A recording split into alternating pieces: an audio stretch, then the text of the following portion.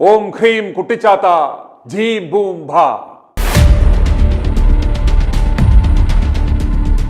എന്താണ്ട് ഇതിനെയൊക്കെയാണ് സർവമായ എന്ന് പറയാവുന്നത്. അന്തംകമ്മി തറവാട്ടിലെ പാവങ്ങളുടെ അമർത്യാസൻ അല്ലെ, അത്രയ്ക്ക് വേണ്ട. പിണറായി സർക്കാരിൻ്റെ സാമ്പത്തിക വിദഗ്ധനായ മന്ത്രി കെ എൻ ബാലഗോപാലിൻ്റെ 6ാം ബഡ്ജറ്റ് കൂലങ്കഷമായി ഒന്ന് പരിശോധിച്ചാൽ തോന്നും ബാലണ്ണൻ ഒന്നാം തരം ഒരു 6ാം തമ്പുരാൻ ആണെന്ന്. കാരണം ഒന്നിനും ഒരു പഞ്ഞവുമില്ല.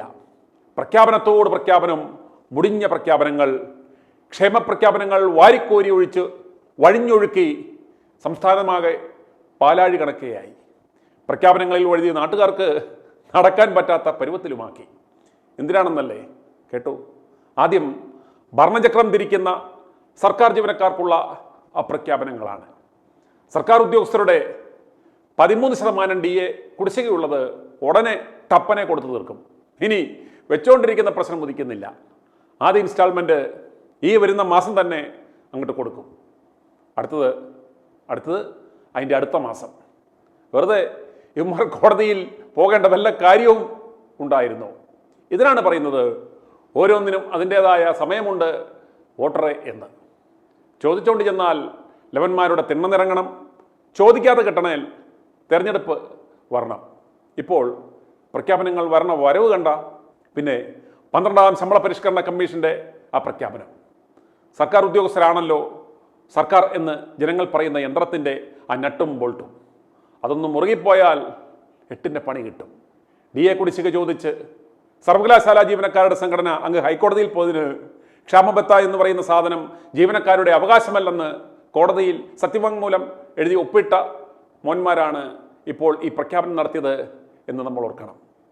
അത് വാർത്തയായപ്പോൾ, വിവാദമായപ്പോൾ ആ അക്കടി പിറ്റേന്ന് തന്നെ ബാലൻ സാഹബ് പത്രസമ്മേളനം വിളിച്ചങ്ങ് തിരുത്തി. സോറി മാപ്രാസ്, ഞങ്ങൾ ഉദ്ദേശിച്ചത് അങ്ങനെയല്ല. DA എന്നത് നമ്മുടെ ജന്മാവകാശം തന്നെ. അമ്മച്ചിയാണ് കുടിശ്ശിക ഞങ്ങൾ തീർക്കും എന്ന് പറഞ്ഞു. തീർത്തില്ലേ ലവന്മാർ, സർക്കാരിനെ തീർക്കുമെന്ന് പിണറായിക്ക് നന്നായി അറിയാം. അതൊക്കെ പോട്ടെ, ആ ആശാപ്രവർത്തകർ കണ്ണീരും കയ്യുമായി മാസങ്ങളോളം രാപകൽ സമരം നടത്തി സെക്രട്ടേറിയറ്റിന് മുന്നിൽ കഞ്ഞിയും കരിങ്കൊടിയുമായി കിടന്ന് തിരിഞ്ഞു നോക്കിയോ? എന്തൊരു ധാർഷ്ട്യമായിരുന്നു. ദാ ഇപ്പം കണ്ടോ, 1000 രൂപയുടെ വമ്പിച്ച വർധന.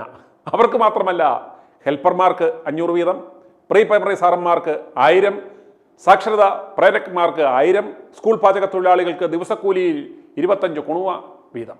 അങ്ങനെ വേതന വർധനവിന് വലിയ വായിൽ നിലവിളിച്ചുകൊണ്ടിരുന്ന സകലവന്മാർക്കും നക്കാപ്പിച്ചയുടെ ക്ഷേമവർധന പോരെ? ഇവരൊക്കെയാണ് അടിസ്ഥാന വർഗമെന്ന് അന്തംകമ്മികൾക്ക് ഇപ്പോഴെങ്കിലും ഓർമ്മ വന്നത്. ദൈവമേ ഭാഗ്യം.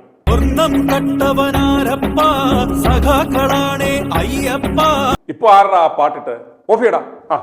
പിന്നെ ആ നെല്ല് കർഷകർ സംഭരണ വില കിട്ടുന്നില്ലെന്നും പറഞ്ഞ് എത്ര നാളായി ഇവിടെ കിടന്ന് ബഹളം വെക്കുന്നു. താണ്ടേ ഇങ്ങോട്ട് നോക്ക്, ഇപ്പൊ ശരിയാക്കി തരാം. ഇനി അളക്കുന്ന ഓരോ കിലോ നെല്ലിനും വരമ്പത്ത് വെച്ച് തന്നെ അതിൻ്റെ വിലയങ്ങ് കയ്യിൽ കൊടുക്കുവാൻ പോവുകയാണ്. എന്തേ, ആർക്കെങ്കിലും വല്ല വിരോധമുണ്ടോ? നെൽകൃഷി വികസനത്തിനും കിടക്കട്ടെ ഒരു 150 കോടി രൂപ. പിന്നെ അല്ല, ഉള്ള നിലമെല്ലാം മണ്ണടിച്ച് പുരയിടമാക്കി നാട്ടിലെല്ലാം വെള്ളവും പൊങ്ങിക്കിടക്കുമ്പോൾ എവിടെ കൊണ്ടിട്ട് വികസിപ്പിക്കാനാ സഹാബേ എന്നൊന്നും ചോദിച്ച് മൂരാച്ചിത്തരം ആരും പറയരുത്. ഇത് കേരളമാണ്, ഞങ്ങളെക്കുറിച്ച് നിങ്ങൾക്കൊന്നും ഒരു ചുക്കും അറിയില്ല പറഞ്ഞേക്കാം. നെൽകർഷകരെ ഇങ്ങനെ വല്ലാതെ പരിഗണിച്ചു കൊണ്ടിരിക്കുമ്പോൾ ദേ കൊട്ടത്തേങ്ങ അല്ല, കോരളദേശത്തെ കേരകർഷകർ മണ്ടപോയ തെങ്ങിൽ കയറി മേലോട്ട് നോക്കിയിരിക്കുന്നു. തേങ്ങാ വികസനത്തിന് എന്നാ പിടിച്ചോ 150 കോടി. പോളണ്ടിനെ കുറിച്ച് മാത്രമല്ല, കൊട്ടത്തേങ്ങയെക്കുറിച്ചും ഇനി ഒരുത്തനും ഈ കോരളദേശത്ത് മുണ്ടിപ്പോകരുത്. അല്ല സാവേ, കശുവണ്ടി, കയറ്, കാപ്പി, റബ്ബർ, അങ്ങനെ ഇനിയും കുറേ എണ്ണം ഇവിടെ കിടന്ന് വിരകുന്നുണ്ടല്ലോ. അവന്മാരെ നമുക്ക് വികസിപ്പിക്കണ്ടേ? ഒരു പൊടിക്കടങ്ങട. ഞങ്ങൾ തീരുമാനിക്കും ആരൊക്കെ എപ്പോഴൊക്കെ വികസിക്കണമെന്ന്. കേരളത്തിലെ പ്രബുദ്ധരായ കഴുതകൾ ഒരു കാര്യം മനസ്സിലാക്കണം. ഈ ബഡ്ജറ്റ് എന്ന് പറഞ്ഞാൽ സംഘികൾ വെച്ചുള്ള ഒരു തരം പ്രത്യേക കളിയാണ്. ഈ കളിയിലെ 2 വലിയ കളിക്കാരന്മാരായ 2 ജൂവാച്ചേട്ടന്മാർ നമുക്കുണ്ടായിരുന്നു. ഒന്ന് മാണിച്ചായനും 2 ഐസക് ചായനും. ഇവരൊക്കെ ബഡ്ജറ്റ് പ്രസവം നടത്തുന്നതിന് മുമ്പുള്ള ആ പേറ്റുനോവ് കാണാൻ ഒരു പ്രത്യേക ചെയ്യലുണ്ടായിരുന്നു ഇല്ലേ? ഗസ്റ്റ് ഹൗസിൽ നിന്ന് കടലിലേക്ക് ഉദയസൂര്യനെ നോക്കി നിൽക്കുന്ന ആ മാണിച്ചായനെയും ഐസക് ചായനെയും ഒക്കെ ഓർക്കുന്നില്ലേ പത്രത്തിലെ ആ പടങ്ങൾ? എന്നാൽ ബാലണ്ണനാണിൽ അത്ര ഷോ ഒന്നുമില്ല. മുണ്ടും മടക്കിക്കൊത്തി ഒരു ലെതർ സഞ്ചിയുമായി വരും. പറ്റാവുന്ന പോലൊക്കെ പറയൂ. കവിതയില്ല, കൊട്ടേഷനുകളില്ല, അത്രയ്ക്ക് കൈവിട്ട യാതൊരു കളിയുമില്ല. എല്ലാം ഒരു മട്ടത്തിന്. വിഴിഞ്ഞം പദ്ധതി വികസനത്തിന് കിടക്കട്ടെ ഒരു 1000 കോടി. കാരുണ്യവാനായ അദാനി അത് മറ്റൊരു രൂപത്തിൽ നമുക്ക് ആസ്ഥാനത്തെത്തിച്ചു തരും. പിന്നെ MC റോഡ് വികസനത്തിന് ഒരു 5917 കോടി. ലൈഫ് പദ്ധതിക്ക് 1498 കോടി. അയ്യങ്കാളി തൊഴിലുറപ്പ് പദ്ധതിക്കും കിടക്കട്ടെ ഒരു 200 കോടി. പോരാത്തതിന് ഖരമാലിന്യ സംസ്കരണത്തിനും ഒരു 160 കോടി. എന്താ ഇപ്പോൾ ബഡ്ജറ്റിന് ഒരു കോടിപതി ഇമേജ് ഒക്കെ ആയില്ലേ? തീർന്നില്ല. തദ്ദേശ സ്ഥാപനങ്ങളിലെ ജനപ്രതിനിധികൾക്കും തരക്കേടില്ലാത്ത വേതന വർധനമുണ്ട് ഇത്തവണ. അത് തദ്ദേശക്കാർക്കിട്ടുള്ള ഒരു ചെറിയ പണിയാണ്. കാരണം ലവന്മാരുടെ തനത് ഫണ്ടിൽ നിന്ന് വേണം അത് കൊടുക്കുവാൻ, അത് എടുക്കുവാൻ. സർക്കാരിന് നയാ പൈസ ചെലവില്ല. ചുമ്മാ അങ്ങ് പ്രഖ്യാപിച്ചാൽ മതി.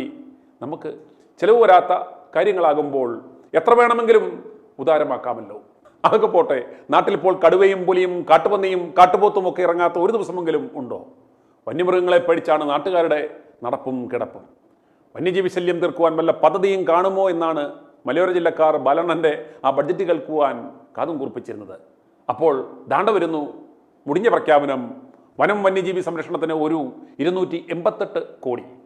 കാട്ടുപന്നിയെ പിടിക്കുന്നതിന് പകരം കാട്ടുപന്നിക്ക് ക്ഷേമനിധി പ്രഖ്യാപിച്ച പോലെയായി പോയി സഖാവേ ആ ചെയ്ത്ത്. പാവം മലയോര കർഷകരോട് ഈ പണി വേണ്ടായിരുന്നു. ന്യൂ ജനറേഷനെ ഉദ്ദേശിച്ച് വല്ല പ്രഖ്യാപനവും ഒക്കെ കാണുമെന്ന് പ്രതീക്ഷിച്ച ആ ന്യൂജൻ പിള്ളേർക്ക് പക്ഷേ അടുപ്പിൽ ചുണ്ടെടുത്ത ഒരു പറങ്ങേണ്ടി പോലും കിട്ടിയില്ല കേട്ടോ. ഫുൾ നിരാശയായിപ്പോയി. നാഴികയ്ക്ക് 40 വട്ടം പറയുന്ന സർക്കാർ ആ കാണിച്ചത് വല്ലാത്ത കന്നന്തിരിവായിപ്പോയി. ആകെ ചെറുപ്പക്കാരെ ഉദ്ദേശിച്ച് ബഡ്ജറ്റിൽ കണ്ടത് ഡിഗ്രി തരം വരെയുള്ള വിദ്യാഭ്യാസം സൗജന്യമാക്കിയതാണ്. സൗജന്യമൊക്കെ നല്ലത് തന്നെ. പക്ഷേ ഡിഗ്രിക്ക് പഠിക്കുവാൻ പിള്ളേരെ കിട്ടാതെ കോളേജുകൾ വിഷമിക്കുന്ന കാലത്ത് ഈ ഒരു ഓഫർ പ്രഖ്യാപനം എന്തായാലും നല്ലത് തന്നെ. വാദ്യന്മാർക്ക് എന്തായാലും തൊഴിലുറപ്പാകും. പിന്നെ ഇനിയും ചില കിടുക്കാച്ചി പ്രഖ്യാപനങ്ങൾ ഉണ്ട് കേട്ടോ. റോഡിൽ വെച്ച് വല്ല വണ്ടിയും പിടിച്ച് സർക്കാർ ആശുപത്രിയിൽ കൊണ്ട് ചികിത്സയ്ക്ക് ഇട്ടാൽ ആദ്യത്തെ 5 ദിവസത്തേക്ക് ചികിത്സ ഫ്രീ. അത് കഴിഞ്ഞാലോ? അത് കഴിഞ്ഞാൽ ചത്തില്ലേൽ ബാക്കി കാശ് നിക്കറിലുണ്ടെങ്കിൽ പോക്കറ്റിൽ നിന്ന് പോകും. കാര്യങ്ങൾ ഇങ്ങനെയൊക്കെ ആയ സ്ഥിതിക്ക് സഖാവേ നല്ല മിച്ചം കാണുമല്ലോ അല്ലേ? അന്തംകമ്മികളോടാണ് ചോദിക്കുന്നത് മിച്ചം കാണുമോ എന്ന്. ശ്രദ്ധിച്ച് കേട്ടോണം, പിന്നെ കേട്ടില്ല എന്ന് പറയരുത്. റവന്യൂ വരവ് 1.82 ലക്ഷം കോടി രൂപ. ചെലവ് 2.4 ലക്ഷം കോടി രൂപ. കമ്മി 55,420 കോടി രൂപ. എത്ര? 55,420 കോടി രൂപ. ചോദിക്കുമ്പോൾ എല്ലാം ചോദിക്കണമല്ലോ. ഇതെങ്ങനെ ശരിയാകും ബാലണ്ണ? ബാക്കി ഈ 55,420 കോടി രൂപ എവിടെ ചെന്ന് കണ്ടുപിടിക്കും ബാലണ്ണ? കമ്മി ബഡ്ജറ്റ് എന്ന് കേട്ടിട്ടുണ്ടെങ്കിലും ഇത് ഒരു അന്തവുമില്ലാത്ത കമ്മി ബഡ്ജറ്റാണല്ലോ അണ്ണ.